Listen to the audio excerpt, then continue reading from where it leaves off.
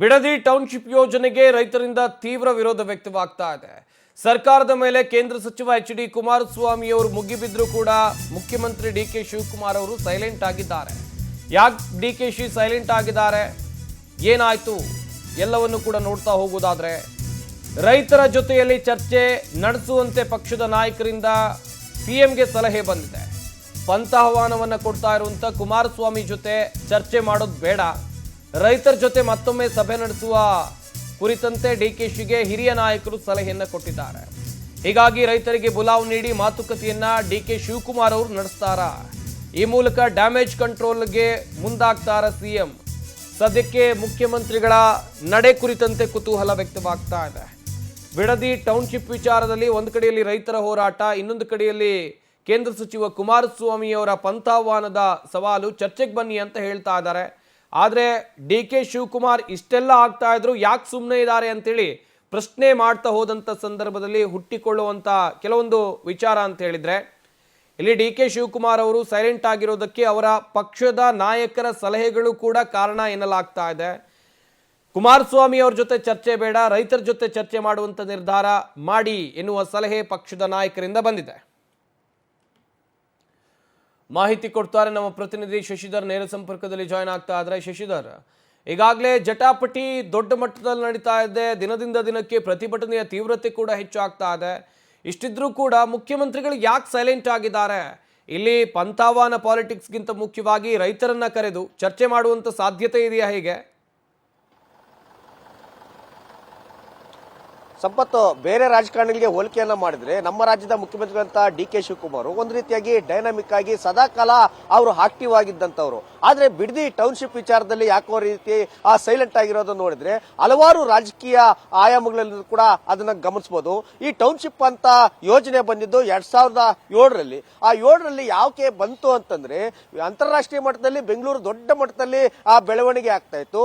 ಹೀಗಾಗಿ ಆ ಬೆಂಗಳೂರಿನ ಅಭಿವೃದ್ಧಿಗೆ ಮತ್ತೊಂದಷ್ಟು ಕೊಡುಗೆಯನ್ನ ಕೊಡೋಣ ಅಂತ ಹೇಳ್ಬಿಟ್ಟು 5 ಕಡೆ ಟೌನ್ಶಿಪ್ ಗಳನ್ನ ಮಾಡೋದಕ್ಕೆ ಕುಮಾರಸ್ವಾಮಿ ಅವರು ಆಗ ಆಲೋಚನೆಯನ್ನು ಕೂಡ ಮಾಡಿದ್ರು. ಅದೇ ರೀತಿ ಕೂಡ ನೆಲಮಂಗಲ, ದೊಡ್ಡಬಳ್ಳಾಪುರ, ದಾಬಾಸ್ಪೇಟೆ, ಹೊಸಕೋಟೆ ಮತ್ತೆ ಬಿಡದಿ 5 ನಗರಗಳನ್ನ ಆಯ್ಕೆಯನ್ನ ಮಾಡಿಕೊಂಡು ಟೌನ್ಶಿಪ್ ಮಾಡೋದಕ್ಕೆ ಯೋಜನೆಯನ್ನ ತಂದಿದ್ರು. ಆಗ 500 ಎಕರೆ ಜಾಗವನ್ನು ಕೂಡ ಗುರುತಿಸಿದ್ರು. ಅದಾದ ನಂತರ 2011ರಲ್ಲಿ 700 ಎಕರೆಗೆ ಅದನ್ನ ಏರಿಕೆಯನ್ನ ಮಾಡಿ ಅಂತಾರಾಷ್ಟ್ರೀಯ ಮಟ್ಟದಲ್ಲಿ ಬಂಡವಾಳ ಹೂಡಿಕೆದಾರರು ಅಲ್ಲೇ ಬಂದು ಬಂಡವಾಳವನ್ನ ಹೂಡಿಕೆಯನ್ನ ಮಾಡಿ ಅದೇ ರೀತಿಯಲ್ಲಿ ಕೂಡ ಒಂದಷ್ಟು ಖಾಸಗಿ ಕಂಪನಿಗಳು ಕೂಡ ಅಲ್ಲಿ ಮಾಡಿದ್ರೆ, ಮತ್ತೆ ಅದೇ ರೀತಿಯಲ್ಲಿ ಕೂಡ ಲೇಔಟ್ ಗಳನ್ನ ನಿರ್ಮಾಣ ಮಾಡಿದ್ರೆ ನಗರವೂ ಕೂಡ ಬೆಳೆದಂಗಾಗುತ್ತೆ, ಅಲ್ಲೇ ಉದ್ಯೋಗ ಕೂಡ ಸೃಷ್ಟಿಯಾಗುತ್ತೆ, ಮತ್ತೆ ಲ್ಯಾಂಡ್ ವ್ಯಾಲ್ಯೂ ಕೂಡ ಹೆಚ್ಚಾಗುತ್ತೆ ಅಂತ ಹೇಳ್ಬಿಟ್ಟು ಸರ್ಕಾರದ ಯೋಚನೆಗಳಾಗಿತ್ತು.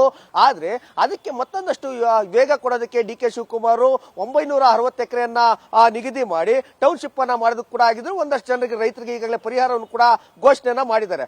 ಸದ್ಯಕ್ಕೆ ಅಲ್ಲಿ ಬಂದಿರುವಂತಹ ವಿಚಾರ ಅಂತಂದ್ರೆ ಅಲ್ಲಿನ ಮೂಲ ಸ್ಥಳೀಯ ಏನ್ ನಿವಾಸಿಗಳು ಅದೇ ರೀತಿ ಕೂಡ ರೈತರು ಇದೆಲ್ಲವೂ ಕೂಡ ಗ್ರೀನರಿ ಜಾಗ ಆಗಿದೆ, ನಾವು ವ್ಯವಸಾಯ ಮಾಡುವಂತ ಭೂಮಿ, ಹೈನುಗಾರಿಕೆಯನ್ನ ಮಾಡ್ತಿದ್ವಿ, ನಾವು ಇದನ್ನ ನಂಬಿಕೊಂಡಿದ್ದೇವೆ, ನಾವು ಯಾವುದೇ ಕಾರಣ ಕೂಡ ಭೂಮಿಯನ್ನ ಬಿಟ್ಕೊಡೋದಿಲ್ಲ, ನಮಗೆ ಯಾವುದೇ ರೀತಿಯಂತ ಟೌನ್ಶಿಪ್ ಬೇಡ, ಪರಿಹಾರ ಕೂಡ ಬೇಡ ಅಂತ ಹೇಳ್ಬಿಟ್ಟು ಒಂದು ವರ್ಗ ಹೋರಾಟವನ್ನ ಮಾಡ್ತಿದ್ರೆ, ಮತ್ತೊಂದು ವರ್ಗ ಇಲ್ಲ ನಮಗೆ ಟೌನ್ಶಿಪ್ ಬೇಕು, ನಾವು ಕೂಡ ಅಭಿವೃದ್ಧಿ ಆಗ್ಬೇಕು, ಕೈಗಾರಿಕೋದ್ಯಮ ಕೂಡ ಬರಬೇಕು, ಲ್ಯಾಂಡ್ ವ್ಯಾಲ್ಯೂ ಕೂಡ ಹೆಚ್ಚಳ ಆಗ್ಬೇಕು ಅಂತ ಹೇಳ್ಬಿಟ್ಟು ಒಂದಷ್ಟು ವರ್ಗ ಇದಾಗ್ತಿದೆ.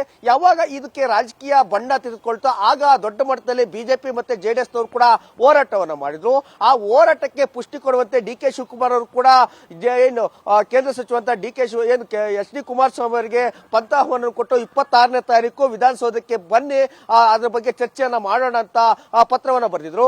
ಅದಕ್ಕೆ ಎಚ್.ಡಿ. ಕುಮಾರಸ್ವಾಮಿ ಅವರು ಕೂಡ ಬೇಡ, ವಿಧಾನಸೌಧದಲ್ಲಿ ಕೂತು ಇದು ಚರ್ಚೆ ಮಾಡುವಂತ ವಿಷಯ ಅಲ್ಲ, ನೇರವಾಗಿ ಟೌನ್ಶಿಪ್ ಜಾಗಕ್ಕೆ ಬನ್ನಿ, ರೈತರ ಜೊತೆ ಕೂಡ ನಾವು ಸಂವಾದ ಮಾಡೋದಕ್ಕೆ ರೆಡಿ ಇದ್ದೇನೆ, ಎಲ್ಲ ರೀತಿಯಲ್ಲಿ ಕೂಡ ಚರ್ಚೆ ಮಾಡೋಣ ಅಂತ ಹೇಳಿದ್ರು. 27ನೇ ತಾರೀಕು ಕುಮಾರಸ್ವಾಮಿ ಅವರು ಕೂಡ ಏನ್ ರೈತರ ಜೊತೆ ಕೂತು ಸುಮಾರು 2-3 ಗಂಟೆಗಳ ಕಾಲ ಕಾದ್ರು. ಆದ್ರೆ ಡಿ.ಕೆ. ಶಿವಕುಮಾರ್ ಹೋಗಿಲ್ಲ, ಇಬ್ರು ಕೂಡ ವೇದಿಕೆ ಸಜ್ಜಾಗಿತ್ತು. ಆದ್ರೆ ಈಗ ಅದಕ್ಕೆ ಎಲ್ಲ ಒಂದ್ ಕಡೆ ಕುಮಾರಸ್ವಾಮಿ ಹೋಗಿ ಅಲ್ಲಿ ರೈತರ ಜೊತೆ ಸಂವಾದ ಮಾಡಿ ಒಂದಷ್ಟು ಚರ್ಚೆಯನ್ನ ಮಾಡಿ ಪಂಥಾಹ್ವಾನಕ್ಕೆ ಅವರು ಬಂದಿದ್ರು ಕೂಡ ಡಿ.ಕೆ. ಶಿವಕುಮಾರ್ ಬಂದಿಲ್ಲ ಅಂತ ಹೇಳ್ಬಿಟ್ಟು ಒಂದಷ್ಟು ಲೋಕಲ್ ಆಗಿ ಮತ್ತೆ ಅದೇ ಕೂಡ ರಾಜ್ಯದಲ್ಲಿ ಒಂದಷ್ಟು ಡಿ.ಕೆ.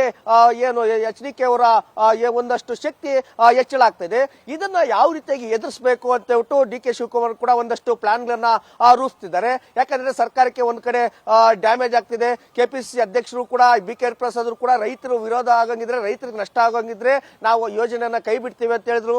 ಒಂದಷ್ಟು ರಾಜಕೀಯ ಹಿರಿಯರು ಮತ್ತೆ ಅದ್ರ ಕೂಡ ಕಾಂಗ್ರೆಸ್ನ ಹಿರಿಯ ಶಾಸಕರು ಸಚಿವರು ಕೂಡ ಒಂದಷ್ಟು ಸಜೆಷನ್ ಕೂಡ ಕೊಟ್ಟಿದ್ದಾರೆ ಸರ್ಕಾರಕ್ಕೆ. ಇದು ಎಲ್ಲ ಒಂದ್ ಕಡೆ ಅಷ್ಟು ಕೆಟ್ಟ ಹೆಸರು ಬರುವಂತ ವಿಚಾರ ಆಗಿದೆ. ಇದನ್ನ ಸದ್ಯಕ್ಕೆ ಹೋಲ್ಡ್ ಮಾಡೋದು ಒಳ್ಳೇದು ಅಂತ ಕೂಡ ಒಂದಷ್ಟು ಸಲಹೆಗಳು ಕೂಡ ಕೊಡ್ತಿದ್ದಾರೆ. ಮತ್ತೆ ಈ ಒಂದು ವಿಚಾರಕ್ಕೆ ರಾಮನಗರ ಬಿಡದಿ ಅಂತ ಬಂದಾಗ ಕುಮಾರಸ್ವಾಮಿ ಅವರು ಆಗ ಮುಖ್ಯಮಂತ್ರಿ ಆಗಿದ್ದಾಗ ರಾಮನಗರವನ್ನ ಪ್ರತ್ಯೇಕ ಜಿಲ್ಲೆಯಾಗಿ ಮಾಡಿ ಅವರು ಪ್ರತಿಷ್ಠೆಯನ್ನ ತೆಗೆದುಕೊಂಡಿದ್ರು. ಈಗ ಅದೇ ರಾಮನಗರವನ್ನ ಇಲ್ಲ ಇದು ಬೆಂಗಳೂರಿಗೆ ಸೇರ್ಬೇಕಂತ ಹೇಳ್ಬಿಟ್ಟು ಬೆಂಗಳೂರು ದಕ್ಷಿಣ ಜಿಲ್ಲೆಯಾಗಿ ಘೋಷಣೆ ಮಾಡಿ ಇವು ಈಗ DK ಶಿವಕುಮಾರ್ ಕೂಡ ಪ್ರತಿಷ್ಠೆಯಾಗಿ ತೆಗೆದುಕೊಂಡು ಬೆಂಗಳೂರಿಗೆ ಸೇರಿಸಿ ನಾವು ಕೂಡ ಬೆಂಗಳೂರಿನಲ್ಲಿ ಎಷ್ಟು ಏನು ಲ್ಯಾಂಡ್ ವ್ಯಾಲ್ಯೂ ಇದೆ ಅದೇ ವ್ಯಾಲ್ಯೂ ಕೂಡ ನಮಗೆ ಬಿಡದಿ ರಾಮನಗರ ಇಲ್ಲಿ ಕೂಡ ಸಿಗಬೇಕು ಅಂತ ಹೇಳ್ಬಿಟ್ಟು ಇವರ ಕನಸು ಕೂಡ ಇದಾಗಿದೆ DK ಶಿವಕುಮಾರ್. ಹೀಗಾಗಿ ಈ ಇಬ್ರು ಕೂಡ ವೈಯಕ್ತಿಕವಾಗಿ ಪ್ರತಿಷ್ಠೆಯಾಗಿ ತೆಗೆದುಕೊಂಡು ರೈತರಿಗೆ ಎಲ್ಲ ಒಂದ್ ಕಡೆ ಸಂಕಷ್ಟಕ್ಕೆ ಸಿಲುಕಿದ್ದಾರೆ. ಈ ಕಡೆ ಪರಿಹಾರವನ್ನು ಕೂಡ ಕೊಡ್ತಾ ಇಲ್ಲ, ಅದಕ್ಕೆ ಬದಲಿಯಾಗಿ ಬೇರೆ ಕಡೆ ಭೂಮಿಯನ್ನು ಕೂಡ ಕೊಡ್ತಾ ಇಲ್ಲ. ಅದೇ ರೀತಿಯಲ್ಲಿ ಕೂಡ ರೈತರ ಒಂದು ಕಷ್ಟ ನಷ್ಟಗಳು ಕೂಡ ಯಾರು ಕೂಡ ವಿಚಾರಿಸಿಲ್ಲ ಅಂತ ಹೇಳ್ಬಿಟ್ಟು ಸಾಕಷ್ಟು ಚರ್ಚೆಗಳು ಕೂಡ ನಡೀತಿದೆ. ಇದೇ ಕಾರಣಕ್ಕಾಗಿ ಅಲ್ಲಿ ಯಾವ ರೀತಿಯಾದಂತಹ ಸಮಸ್ಯೆಗಳು ಬರ್ತಿದೆ. ಹಾಗಾಗಿ ಅಲ್ಲಿ ಮೂಲ ರೈತರು ಯಾರಿದ್ದಾರೆ, ಮುಖಂಡರು ಯಾರಿದ್ದಾರೆ, ಅವ್ರ ಜೊತೆ ಮತ್ತೊಂದು ಏನ್ DK ಶಿವಕುಮಾರ್ ಸಭೆಯನ್ನ ನಡೆಸಿ ನಂತರ ಯಾವ ರೀತಿಯಾದಂತಹ ತೀರ್ಮಾನ ತೆಗೆದುಕೊಳ್ಬೇಕು, ಮತ್ತೆ ಅದರಿಂದ ಯಾವುದೇ ರೀತಿಯಲ್ಲಿ ಕೂಡ ಡ್ಯಾಮೇಜ್ ಆಗದಂತೆ ಡ್ಯಾಮೇಜ್ ಅನ್ನ ಯಾವ ರೀತಿಯಾಗಿ ಕಂಟ್ರೋಲ್ ಮಾಡಬೇಕು. ಮತ್ತೆ ಈಗಾಗಲೇ ಒಂದಷ್ಟು ಜನ ಹೋರಾಟಗಾರರು ಅದೇ ರೀತಿ ಕೂಡ ಕೆಲವೊಂದಷ್ಟು ರಾಜಕೀಯ ಮುಖಂಡರು ಕೂಡ ಹೋರಾಟವನ್ನ ಮಾಡ್ತಿದ್ರೆ ಆ ಹೋರಾಟಗಾರರನ್ನು ಕೂಡ ಯಾವ ರೀತಿಯಾಗಿ ಮಣಿಸಬೇಕು ಅಂತ ಹೇಳ್ಬಿಟ್ಟು DK ಶಿವಕುಮಾರ್ ಸೈಲೆಂಟ್ ಆಗಿ ಒಂದಷ್ಟು ಯೋಚನೆಗಳು ಕೂಡ ಮಾಡ್ತಿದ್ದಾರೆ. ಒಟ್ಟಾರೆಯಾಗಿ ಬಿಡದಿ ಟೌನ್ಶಿಪ್ ವಿಚಾರದಲ್ಲಿ DK ವರ್ಸಸ್ HDK ವಾರ್ ಶುರುವಾಗಿದ್ದು ಇಬ್ರು ಕೂಡ ವೈಯಕ್ತಿಕವಾಗಿ ತೆಗೆದುಕೊಂಡು DK ಶಿವಕುಮಾರ್ ನಮ್ಗೆ ಟೌನ್ಶಿಪ್ ಬೇಕಂತಿದ್ರೆ, HD ಕುಮಾರಸ್ವಾಮಿ ನಮ್ಗೆ ಟೌನ್ಶಿಪ್ ಬೇಡ ಅಂತಿದ್ರೆ. ಆದ್ರೆ ಟೌನ್ಶಿಪ್ ಆಗೋದಕ್ಕೆ ಅಲ್ಲಿ ಏನು ಗ್ರೀನರಿ ಬೆಲ್ಟ್ ಇತ್ತೋ ಅದೆಲ್ಲವೂ ಕೂಡ ರೆಡ್ ಝೋನ್ ಆಗೋದಕ್ಕೆ ಮೂರು ಪಕ್ಷದ ನಾಯಕರು ಕೂಡ ಕಾರಣಕರ್ತರಾಗಿದ್ದಾರೆ. 2007ರಲ್ಲಿ ಸಮ್ಮಿಶ್ರ ಸರ್ಕಾರ ಇತ್ತು, 2011ರಲ್ಲಿ ಕೂಡ ಸಮ್ಮಿಶ್ರ ಸರ್ಕಾರ ಇತ್ತು. ಈಗ ಕಾಂಗ್ರೆಸ್ ಸರ್ಕಾರ ಸಂಪೂರ್ಣ ಬೆಂಬಲ ಬಂದಿದೆ. ಈಗ ರೆಡ್ ಝೋನ್ ಆಗಿ ಮಾಡಲಾಗಿದೆ. ಹೀಗಾಗಿ ಮೂರು ಪಕ್ಷದವರು ಸೇರಿ ಅಲ್ಲಿ ಮೂಲ ರೈತರು ಯಾರಿದ್ದಾರೆ ಅವರಿಗೆ ಸರಿಯಾದಂತಹ ಪರಿಹಾರ ಕೂಡ ಕೊಡ್ತಾ ಇಲ್ಲ, ಬದಲಿ ಭೂಮಿಯನ್ನು ಕೊಡ್ತಾ ಇಲ್ಲ, ಇಲ್ಲ ಟೌನ್ಶಿಪ್ ಅನ್ನ ಕೈ ಬಿಡ್ತೇವೆ ಅಂತ ಹೇಳ್ತಿಲ್ಲ, ಟೌನ್ಶಿಪ್ ಅನ್ನ ಮಾಡಿ ಅವ್ರಿಗೆ ತಕ್ಷಣ ಪರಿಹಾರವನ್ನು ಕೊಡ್ತೀವಿ ಅಂತ ಹೇಳ್ತಿಲ್ಲ. ಹೀಗಾಗಿ ನಿಜವಾದ ರೈತರು ಅಲ್ಲಿ ಸಂಕಷ್ಟಕ್ಕೆ ಸಿಲುಕಿದ್ದಾರೆ. ಇದ್ರ ಬಗ್ಗೆ ರಾಜಕೀಯ ಮುಖಂಡರಾಗಿರ್ಬೋದು, ಮುಖ್ಯಮಂತ್ರಿಗಳಾಗಿರ್ಬೋದು, ಅಲ್ಲಿ ಸ್ಥಳೀಯ ನಿವಾಸಿಗಳಾಗಿರ್ಬೋದು ಅವ್ರ ಜೊತೆ ಚರ್ಚೆಯನ್ನ ಮಾಡಿ ಒಂದು ಒಳ್ಳೆಯ ತೀರ್ಮಾನ ತೆಗೆದುಕೊಂಡ್ರೆ ಪಕ್ಷಕ್ಕೂ ಒಂದು ಡ್ಯಾಮೇಜ್ ಕಂಟ್ರೋಲ್ ಆಗುತ್ತೆ, ಅವ್ರಿಗೂ ಕೂಡ ವೈಯಕ್ತಿಕ ಲಾಭ ಕೂಡ ಆಗುತ್ತೆ ಅಂತ ಕೂಡ ಒಂದಷ್ಟು ಚರ್ಚೆಗಳು ಕೂಡ ನಡೀತಿದ್ದಾವೆ. ಸಂಪತ್, ಥ್ಯಾಂಕ್ ಯು ಶಶಿಧರ್ ತಮ್ಮೆಲ್ಲ ಡೀಟೇಲ್ಸ್ಗಾಗಿ.